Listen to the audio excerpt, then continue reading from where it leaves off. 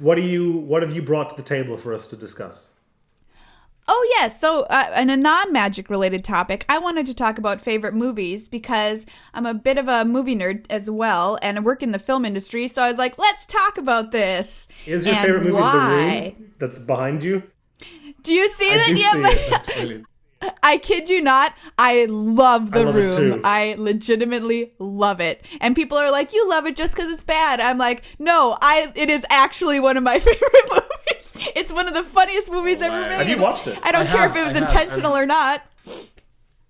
What do you think? It was so bad. Like, I get the appeal of watching it and going, ha ha ha, isn't this terrible? But about half an hour through, it was like, this is actually just starting to hurt a little. Oisin doesn't like cringy humor or really humor at all. I like humor. You don't like humor. You don't really like things. What does that mean? You don't enjoy entertainment. You don't particularly enjoy entertainment products. So I'm curious what your favorite film is going to be. Whenever I'm like, hey, Oisin, do you want to watch, Brooklyn Nine-Nine? He's like, I don't really like comedies. I really like Brooklyn Nine-Nine. Well, egg on my chin. There's been there's not a lot of sitcoms I enjoy because like you say, I don't like cringy humor. Yeah. So The Room.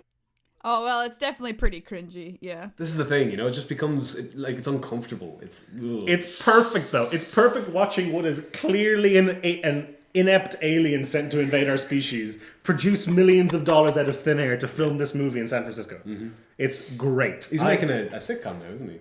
He already made a sitcom on Neighbours. I haven't watched any of Neighbours, but... I have. It's really bad. It's worse than The Room. Wow. The production value is even lower, so it's kind of worse in a way. I say worse as in actually worse, not like better, crazy, worse. weird worse. Yeah. I think the worst thing about it in my mind is there's already a show called Neighbours, and that just seems like a terrible plan. If you're going to make a bad show that has the same name as another show. The thing for me about The Room isn't your favorite movie, by the way. That's not. No, but I mean, it's up there.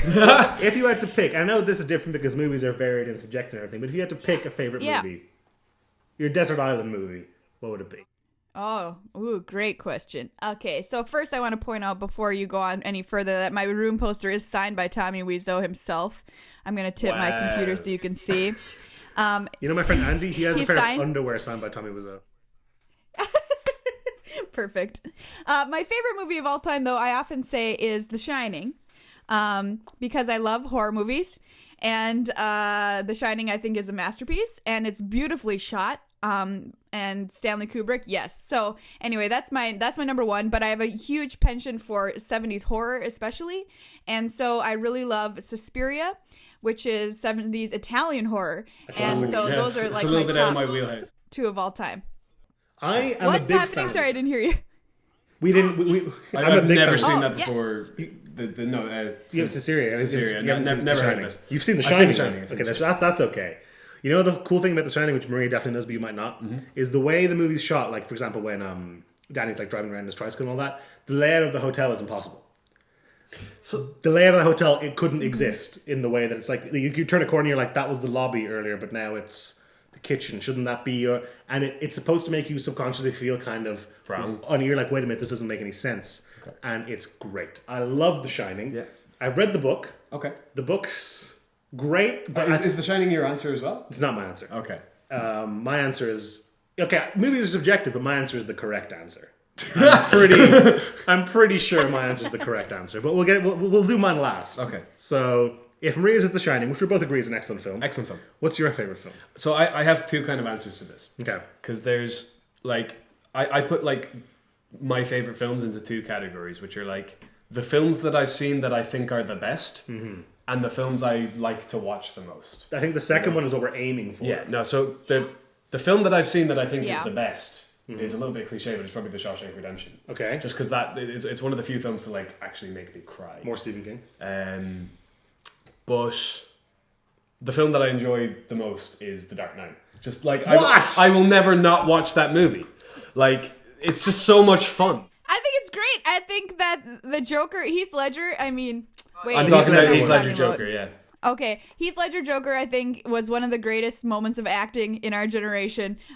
I'm just gonna say that. No, it's a great movie. And that's what I'm saying. It's not the film that I think is the best, but it's the film if you said you have to watch one movie ever for the rest of your life, it would be The Dark Knight. It wouldn't be The Shawshank Redemption. The Dark Knight's good, But it's not even the best Batman movie, I don't think. I think it is the best Batman movie. Oh, no. What's the best Batman movie? Batman Begins is a better Batman movie than The Dark Knight. No. The Dark Knight is exactly 40 minutes too long.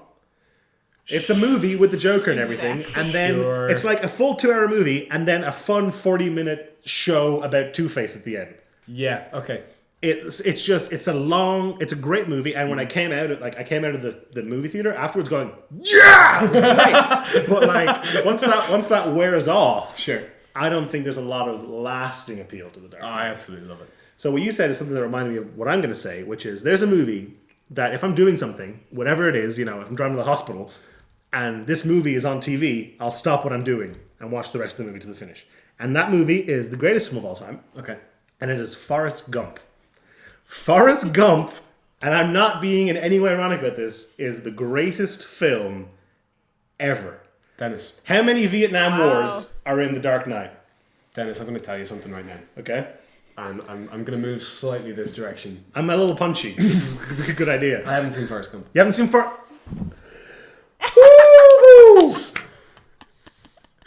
mean, I thought it was I alright. genuinely, this seems like a bit. I didn't know that. No. This has never come up before. Uh-oh. I think I'm going to cry. I'll go home and watch it. That's like a Greek tragedy that you haven't seen Forrest Gump. That's Well, now look, you can be the one who introduces him to it. That's true, but that is genuinely, and there's been some hardship in my life, and in your life too. Sure. That is the saddest thing I've ever heard in my entire life. that light in your life. Forrest Gump is the tale of a man that the world didn't deserve. We didn't deserve Forrest. Okay? And the book isn't as good as the movie. Okay. But the movie is a tale that takes us through American history, which we both have very personal connections to. American Being history. born in the 90s across the other side of the world. Yeah. Takes a very, very personal journey of this one man, and it's just his story, and he's so wonderful and charming and innocent and pure, and there's a fucking feather, and the Beatles are in it, and he goes to Vietnam, and sometimes Bubba doesn't get to go home, and Oisin, it's just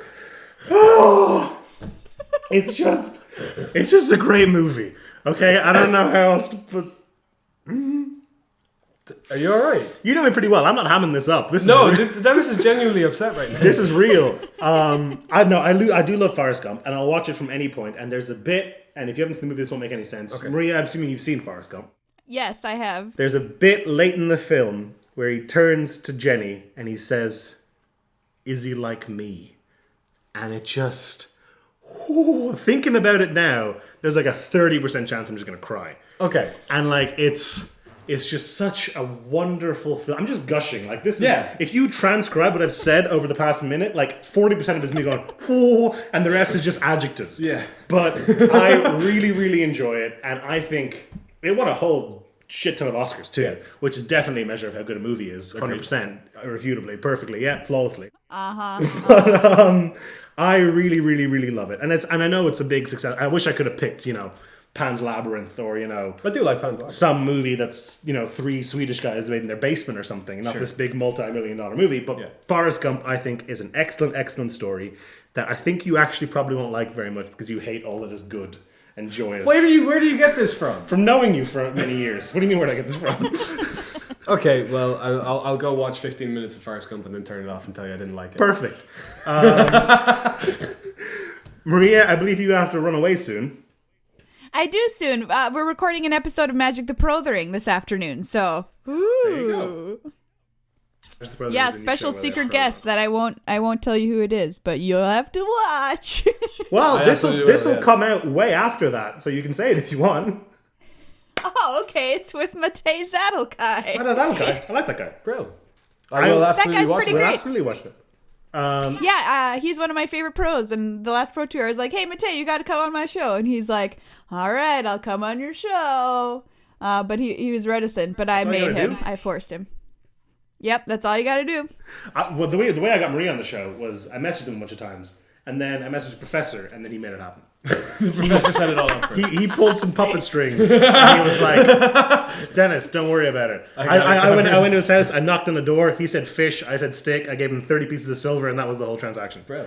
It was beautiful. Thank you, Professor, for setting this up. Yeah, the professor's a pretty great guy. Maria, this is probably redundant because I don't know anybody that watches our stuff that doesn't know who you are, but is there anything you want to plug while you're here? Yeah, come watch my podcast, Magic the Amateuring. Or you can listen to it, whatever's your bag. Magic the Amateuring. Magic the Amateuring. Spelled exactly how you expect. Spelled how all of the words. How do people find you on social media? So you can find us on Twitter at MTAcast and on Facebook at facebook.com/MTAcast. We have a registered Facebook page that we don't use. Yep. When we made this channel, I snatched up all that stuff. We got a LinkedIn, we got a Friendster, we got an OkCupid. We're good to go. Cool. But we don't use any of them. No. So, in any case. Are you guys on Tinder? I am. You're not. Windmill Slam as a channel is on. It's just a picture of a windmill. Made that happen. Yeah. Thank you for joining me, Marie. It was very, very nice to meet you. Yeah, it was great. Thanks for having me on, you guys. Thanks for picking a real movie, not like the fucking Dark Knight. But, Okay. I got to clobber We're going to him. take pot shots now. Is that what we're doing? I mean, that's what that don't act like that's new. Okay. Thank you for coming, and have a good day. Enjoy your other podcast. Okay, I will. You too. Bye-bye. Bye. Harsh cut.